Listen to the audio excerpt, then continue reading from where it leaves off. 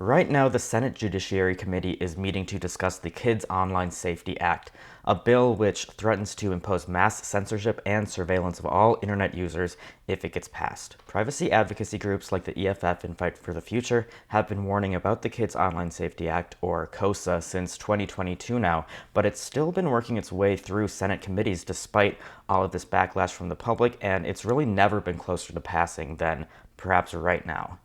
To share what's at stake here, KOSA is a bill which is going to pressure large platforms like Instagram and YouTube to wipe content that's broadly deemed inappropriate for minors. We know that overbroad mandates like the one in KOSA are used in places with content filtering already to block resources far outside the original scope of these bills, such as suicide prevention hotlines and other educational materials that policymakers don't approve of. Authoritarian regimes love bills like KOSA because they have broad language to block content that's not in your best interest, and they know that that can be easily wielded as a tool to solidify their power by blocking resources that disagree with their political agenda, even though it's content that people would pretty much universally agree is not actually dangerous. Thus, it's really no surprise that this bill has bipartisan support among members of both political parties, as some members of our government continue to work to eliminate privacy and free speech online, while other lawmakers still seem to naively believe that the name of a bill like the Kids Online Safety Act has any relation to its content whatsoever. In addition to the censorship that KOSA mandates, KOSA is going to require an elaborate age verification process that sites will have to follow, likely run by privacy-invasive third-party services along the lines of ID.me or Clear. And all of this means that KOSA is going to have widespread repercussions for all internet users. It's not just children who are going to be affected by this, but even if it were to just magically only affect children somehow, research has shown that time and time again, putting children under surveillance and limiting their access to information makes them less safe online, not more. However, as is, the requirements of this bill are going to lead to increased tracking of all platform users, and platforms are going to lean towards over-censorship in order to avoid the new liability risks that are introduced by this bill. One of the biggest things with this bill lately, and the reason I'm making a video about it now, is that around a week ago, Snapchat became the first big tech platform to publicly endorse KOSA, which is breaking from the NetChoice lobbying group that they're a member of, which has historically opposed KOSA alongside many other large tech companies. They're kind of the first big tech companies to speak out and say that they actually support this bill and want it to get passed. And then just a few hours ago, earlier today, Microsoft joined Snap in their endorsement of this bill,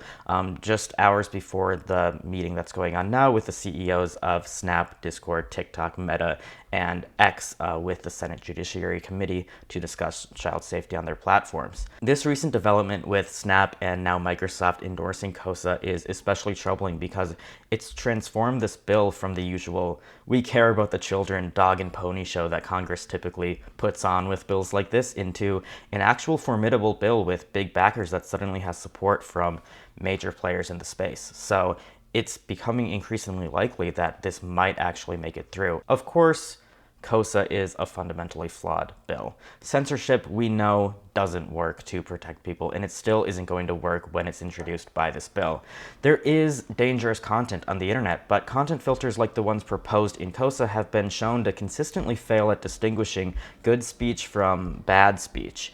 The topics that KOSA targets can be dangerous, but they're also complex topics, and merely discussing them on the internet is not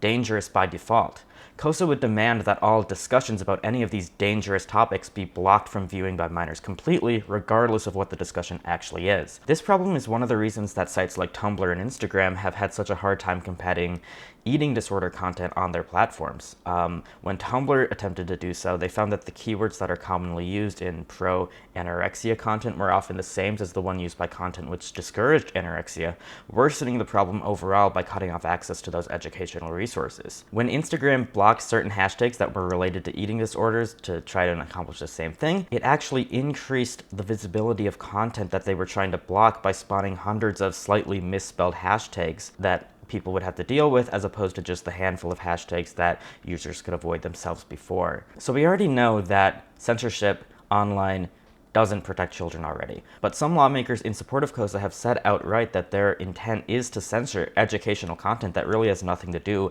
with child safety once it gets passed. Bill co-sponsor Marsha Blackburn wants to pass this bill to block resources about scientifically backed gender-affirming care, for example, and other lawmakers want to pass this bill to block content that they disagree with politically rather than content which is actually dangerous to children. Of course, censorship isn't the only problem with this bill. There's also the surveillance system that's going to be required to enforce it, which is just as problematic. One of the mandates in this bill is similar to a lot of other laws that are popping up around the states in the US, which will add digital age verification to all of these platforms, with the idea being to block children from accessing this content completely. The problem is that digital age verification systems are rife with privacy concerns. Many of them require you to upload your government ID to third-party vendors or even directly to the website in question, and a lot of privacy advocates and companies within these industries that are possibly considering age verification have identified all sorts of problems with the idea of tying your personal identity to your browsing activity. For one thing, with these age verification processes, assigning the responsibility to verify people's ages online to website operators normalizes uploading personally identifying information to every site that requires age verification, which is pretty much the opposite of privacy by design, and it's only going to have the effect of making the internet a much less private, more dangerous place. A system where you have to transmit your personal identification online at all creates a substantial risk of things like identity theft, for example. We live in a world where major governments regularly fail to secure the digital identities of their citizens, and yet bills like KOSA and other age verification related laws expect every random website out there to adequately secure the IDs of all of their users.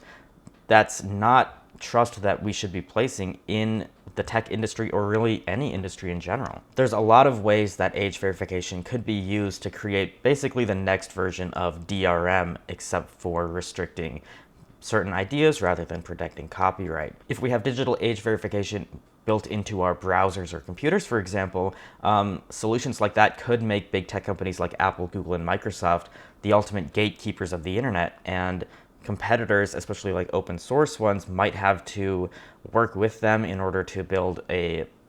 alternative age verification platform, or they might be locked out of age verification completely depending on how this is built. KOSA also mandates very strict parental control systems to be enabled by default, and these parental control systems have already been proven to have very detrimental effects on child safety as well. Even in the healthiest households, surveillance of children is actually proven to be bad for them and isn't a real solution to helping kids navigate the internet. I don't think anybody in their right mind would argue that a parent's interest in deciding what their child can and can't view online is exactly the same, whether that child is 5 years old or 15 years old, but KOSA would put all children under the age of 16 into a single bucket and demand that they all be restricted and tracked exactly the same across all of these platforms. Ultimately, I just think that it should be fairly obvious that a bill which prohibits harm to children without an airtight definition of what harm actually is can never possibly work in our society. If the law worked like that, all we would need is a single law that says it's illegal to harm anyone, and we could call it a day. But of course,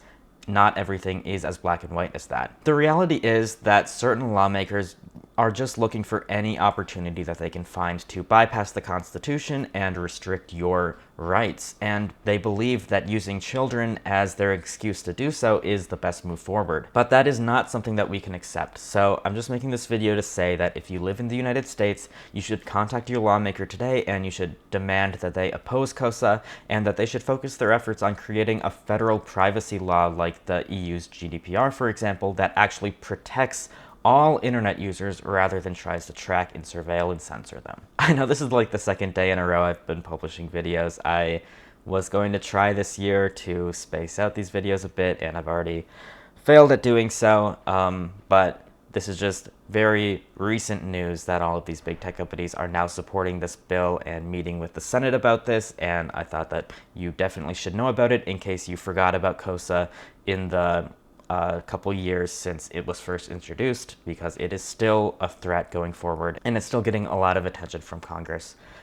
If you like this video, you should check out one of my other videos and get subscribed to my channel so you can not miss out on any other content like this in the future, and I will see you all in the next video.